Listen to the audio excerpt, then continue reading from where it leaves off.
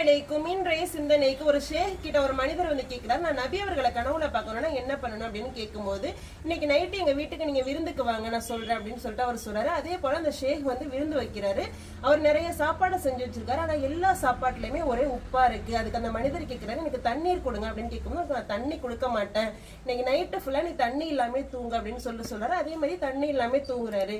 ஃபஜ்ரோட அந்த மனிதர் வந்து எந்திரிக்கிறார். அப்ப அந்த ஷேக் கேட்கிறாரு, இன்னைக்கு உனக்கு கனவுல என்ன வந்துச்சு அப்படின்னு கேட்கும்போது, எனக்கு கனவுல ஃபுல்லா வெறும் தண்ணீர் ஆறுகள், தண்ணீர் கிணறுகள் ஃபுல்லா கனவுல வந்துச்சு அப்படின்னு சொல்றாரு. இதுல இருந்து உனக்கு என்ன தெரியுது அப்படின்னா, உன்னோட நினைவு வந்துட்டு தான் கனவா வருது. நீ என்ன நினைச்சுக்கிட்டு அதிகமா இருக்க அதுதான் கனவா வருது. இதே நீ நபி மேல உள்ள முகப்பத்தையும் அந்த அன்பையும் நீ அதிகமா வைக்க வைக்க நபி அவர்கள் இன்ஷால்லா நீ கனவுல பாப்ப அப்படின்னு சொல்றாங்க. இதுல இருந்து நமக்கு என்ன தெரியுது அப்படின்னா, நம்ம நபி அவர்கள் மேல அல்லாஹ்க்கு அடுத்தது அல்லாஹ்வின் தூதன் மேலையும் நம்பிக்கை வச்ச பிறகுதான், பாசம் வச்ச பிறகுதான் நம்ம பெற்றோர்கள், நம்ம பிள்ளைகள், அதுக்கப்புறம் தான் நம்ம அவங்க மேல